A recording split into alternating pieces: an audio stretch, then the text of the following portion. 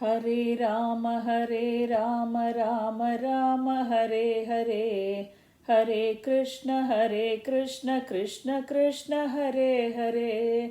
Hare Rama, Rama Rama, Hare Hare.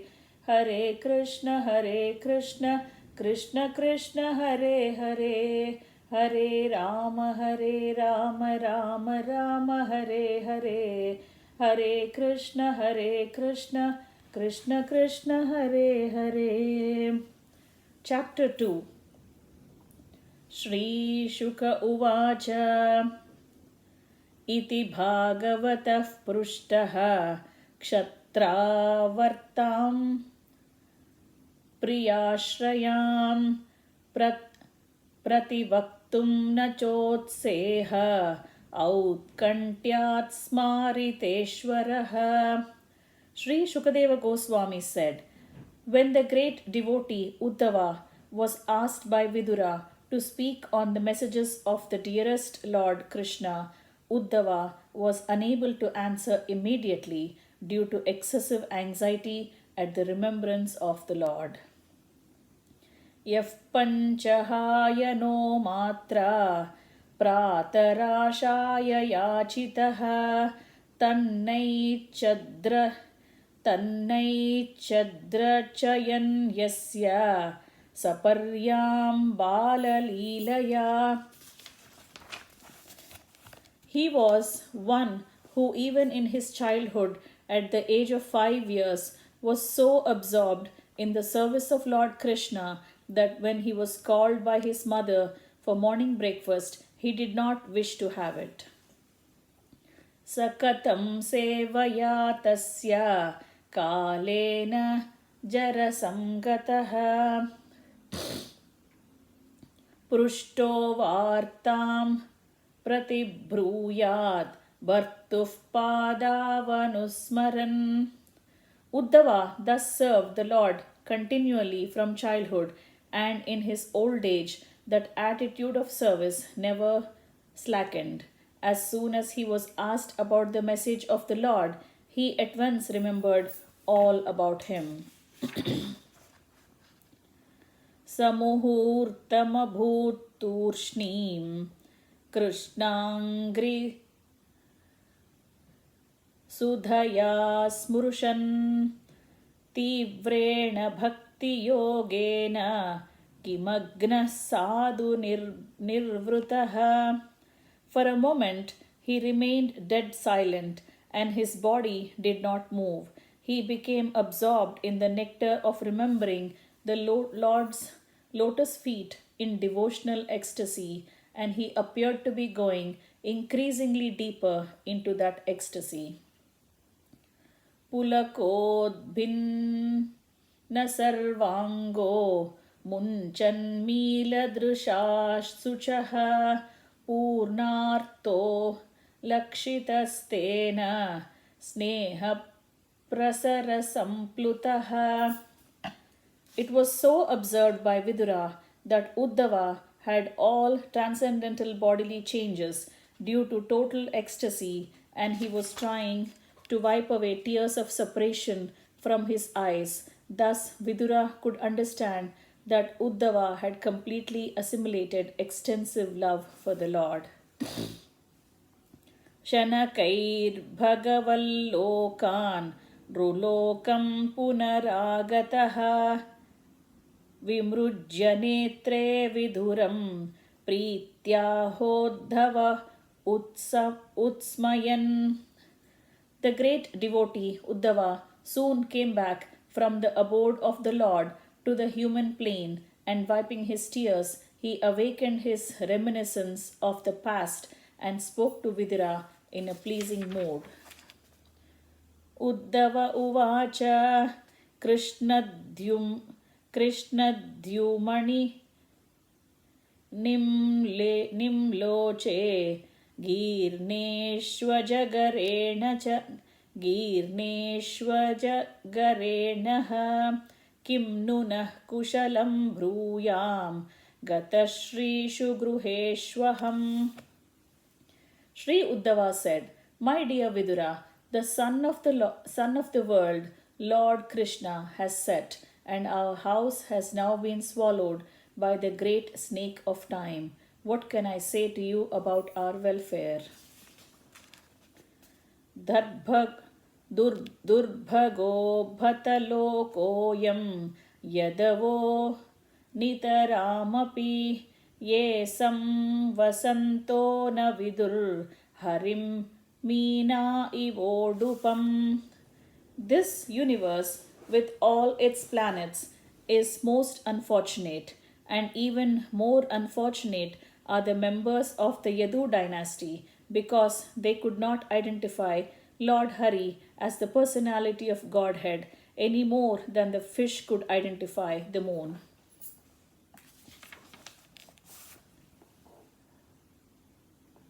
इञ्जितज्ञाः पुरुप्रौढा एकारामाश्च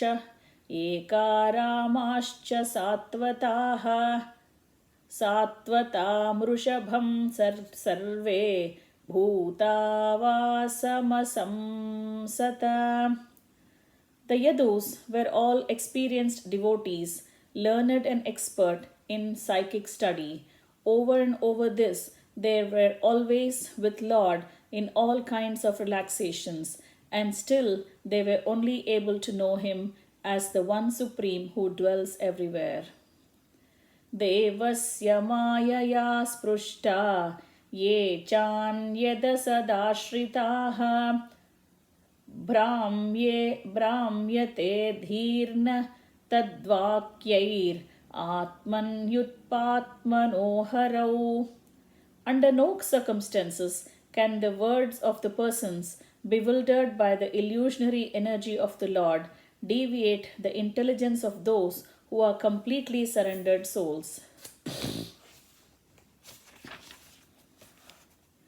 प्रदर्शर्यातपत्तपसाम् अवितृप्तदृशां नृणाम् आदायान्तरधाध्यस्तु स्वबिम्बं लोकलोचनम्.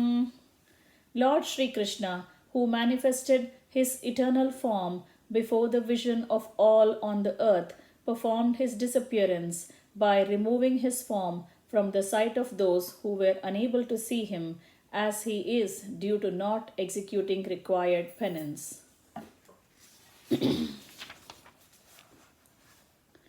यन्मर्त्यलीलैपयिकं स्वयोगम् आयाबलं दर्शयता गृहीतं विस्मापनं स्वस्य च भौम्यगर्धेः परं भूषणभूषणाङ्गम्. The Lord appeared in the mortal world by his internal potency, Yogamaya. He came in his eternal form, which is just suitable for his pastimes. These pastimes were wonderful for everyone, even for those proud of their own opulence, including Lord himself in his form as the Lord of Vaikunta. Thus, his Sri Krishna's transcendental body is the ornament of all ornaments. यद्धर्मसूनेर्भतराजसूये निरीक्ष्य धृक् स्वस्ययनं त्रिलोकः कास्न्येन चाद्येह गतं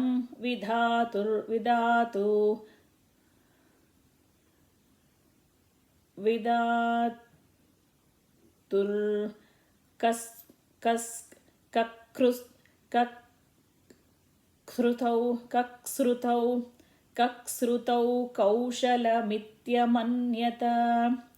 All the demigods from the upper, lower and middle universal planetary systems assembled at the altar of the Rajasuya sacrifice performed by Maharaja Yudhishthira. After seeing the beautiful bodily features of the Lord Krishna, they all contemplated that he was the ultimate dexterous creation of Brahma, the creator of the human beings. Yasyānurāgya प्लुतहासरास लीलाभलोकप्रतिलब्धमाता मानाः व्रजश्रियो दृग्भिरनुप्रवृत्त धियोवतस्तुः किल कृत्यशेषाः. The damsels of Vraja, after pastimes of laughter, human, and exchanges of glances, were anguished when Krishna left them. They used to follow him with their eyes, and thus they sat down with stunned intelligence and could not finish their household duties. स्वशान्तरूपेष्विततैः स्वपूरैरभ्यर्च्यमानेष्वनुकम्पितात्मा परावरेशो महदंशयुक्तो ह्यजोऽपि जातो भगवान् यथाग्निः. The personality of Godhead, the all-compassionate controller of both the spiritual and material creations, is unborn. But when there is friction between his peaceful devotees and the persons who are in the material modes of nature, he takes birth just like fire accompanied by the Mahat Tattva. Mam kedayat yedadajasya janma vidambanam yadvasudevagehe vraje cha vasoribhayadivasvayam puradvyavatsi dhananantaviryaha. When I think of Lord Krishna, how he was born in the prison house of Vasudeva, although he is unborn, how he went away from his father's protection to Vraja and lived there incognito out of fear of the enemy, and how, although unlimitedly powerful, he fled from Mathura in fear. All these bewildering incidents give me distress. Dunoti chetasmarato mamaitad yadaha padavabhivandya pitroho tatambakam sa durushankitanam prasidanam no kruta nishkrutinam. Lord Krishna begged pardon from his parents for their Krishna's and Balarama's inability to serve their feet due to being away from home because of the great fear of Kamsa. He said, O mother, O father, please excuse us for this inability. All this behavior of the Lord gives me pain at heart. Ko va amushyang grisarojarenum vimartumishita puman vijigran yo vispurad bruvitapena bhumer bharam krutantena niraschakara. Who, after smelling the dust of his lotus feet even once, could ever forget it? Simply by expanding the leaves of his eyebrows, Krishna was given the death blow to those who were burdening the earth.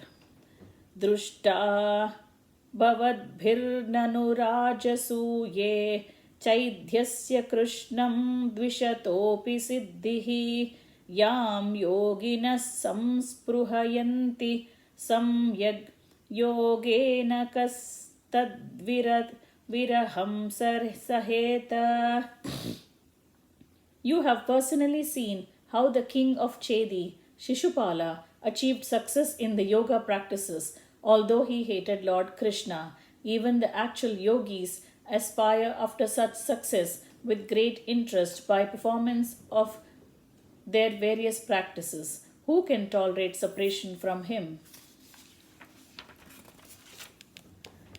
Tataiva chanye naralokavira ya ahave Krishna mukaravindam netrai pibhanto nayanabhiramam partastraputa padamapurasya. Certainly others who were fighters on the battlefield of Kurukshetra were purified by the onslaught of Arjuna's arrows, and while seeing the lotus like face of Krishna, so pleasing to the eyes, they achieved the abode of the Lord. Swayam Swasamyatisha स्वयं त्वसाम्यातिशयस्त्र्यधीशः स्वराज्यलक्ष्याप्तसमस्तकामः बलिं हरिद्भिश्चरिलोकपालैः किरीटकोट्योढितपादपीठः. Lord Sri Krishna is the Lord of all kinds of threes and is independently supreme by achievement of all kinds of fortune. He is worshipped by the eternal maintainers of the creation, who offers him the paraphernalia of worship by touching their millions of helmets on his feet. Tatasya kainkaryamalam Brutano Viglapayatyangayadugrasenam Tishtannishannam Parameshti Dishnye Nyabhodayadeva Nidharayeti. Therefore, O Vidura, does it not pain us, his servitors, when we remember that he, Lord Krishna, used to stand before King Ugrasena, who was sitting on the royal throne, and used to submit explanations before him, saying, O my Lord, please let it be known to you. Aho bahiyam stanakalakutam jigamsaya payayadapyasadvi lebe gatim dhatriuchitam tatonye kam vadhayalum sharanam vrajema. Alas, how shall I take shelter of one more merciful than he who granted the position of mother to she-demon Putana, although she was unfaithful, and she prepared deadly poison to be suckled from her breasts. Manye suran bhagavatam striyadhishe samrambhamargabhinivishta ye samyuge chakshata tarkshaputra mamse munabhayudha mapatantam. Ye samyuge chakshatatarkyaputram amse sunabhayudha mapatantam. I consider the demons who are inimical towards the Lord to be more than devotees, because while fighting with the Lord, absorbed in thoughts of enmity, they were able to see the Lord carried on the shoulder of Garuda, the son of Takshaka, Kashyapa, and carrying the wheel weapon in his hand. Vasudevasya devakyam jato bhojendra bandhane chikirshur bhagavanasyaha shamajena. The personality of Godhead, Lord Sri Krishna, being prayed to by Brahma to bring welfare to the earth, was begotten by Vasudeva in the womb of his wife Devaki in the prison of the king Bhoja. Tato nanvavrajamitaha pitra kamsadvibhim bibyata. Tato nandavraja mitaha pitra kamsadvibhim bibyata ekadasha samastatra gudharchisabalo vasat. Thereafter, his father, being afraid of Kamsa, brought him to the cow pastures of Maharaja Nanda, and there he lived for 11 years like a covered flame with his elder brother Baladeva. Parito vatsapaiर्वत्सांश्चारयन् व्यहरद्विभुः यमुनोपवने कूजद्विजसंकुलिताङ्घ्रिपे. In his childhood, the Almighty Lord was surrounded by cowherd boys and calves, and thus he travelled on the shore of Yamuna river through gardens densely covered with trees and filled with vibrations of chirping birds. Kaumarim darshayam cheshtam prekshणीयां व्रजौकसां युदग्निव रुदन्निव हसन् मुग्धा बालसिंहावलोकनः. When the Lord displayed his activities just suitable for childhood, he was visible only to the residents of Vrindavana. Sometimes he would cry and sometimes laugh just like a child, and while doing so, he would appear like a lion cub. स एव रोधनं लक्ष्म्या निकेतं सितगोवृषं चारयन्ननृगान् गोपान् रणद्वेणुररीरमत्. While herding the very beautiful bulls, the Lord, who was the reservoir of all opulence and fortune, used to blow his flute, and thus he enlivened his faithful followers, the cowherd boys. Prayuktan bhojarajena मायिनः कामरूपिणः लीलया व्यनुदत्तांस्तान् बालः क्रीडनकानिव. The great wizards, who were able to assume any form, were engaged by the king of Bhoja, Kamsa, to kill Krishna, but in the course of his pastimes, the Lord killed them as easily as a child breaks dolls.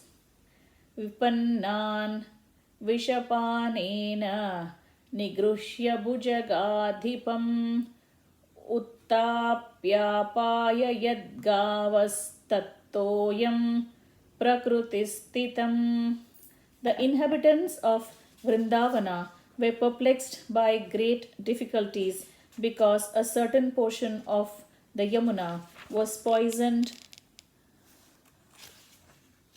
by the chief of the reptiles, Kaliya. The Lord chastised the snake king within the water and drove him away, and after coming out of the river, he caused the cows to drink the water and prove that the water was again in its natural state. Ayajayad go savane goparajam dvijottamaihi vitasya chorubharasya chikirshan sadvyayam vibhuhu. The Supreme Lord Krishna desired to utilize the opulent financial strength of Maharaja Nanda for worship of cows, and also he wanted to give a lesson to Indira, the king of heaven. Thus he advised his father to perform worship for Go, or the pasturing land, and the cows with the help of the learned Brahmanas.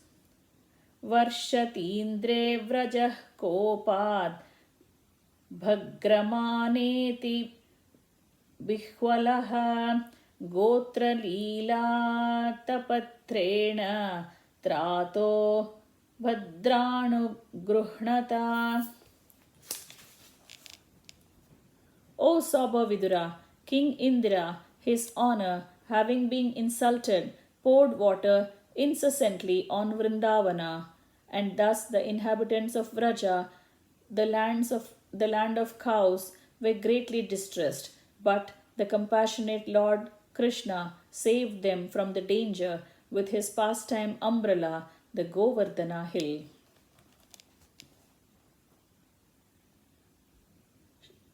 What a coincidence. Today is Deepavali, Annakut and Govardhana Puja is also done, and we're reading this today. Sharatcha Sharatchashikarairmrushtam Manayan Gajani Gayan Kalapadam Reme Trinam Mandala. In the third season of the year, the Lord enjoyed as the central beauty of assembly of women by attracting them with his pleasing songs in the autumn night brightened by moonshine. Thus ends the chapter entitled Remembrance of Lord Krishna. Hare Rama, Rama Rama, Hare Hare, Hare Krishna, Krishna Krishna, Hare Hare, Hare Rama, Rama Rama, Hare Hare, Hare Krishna, Krishna Krishna, Hare Hare, Hare Rama, Rama Hare Hare, Hare Krishna, Krishna Krishna, Hare Hare.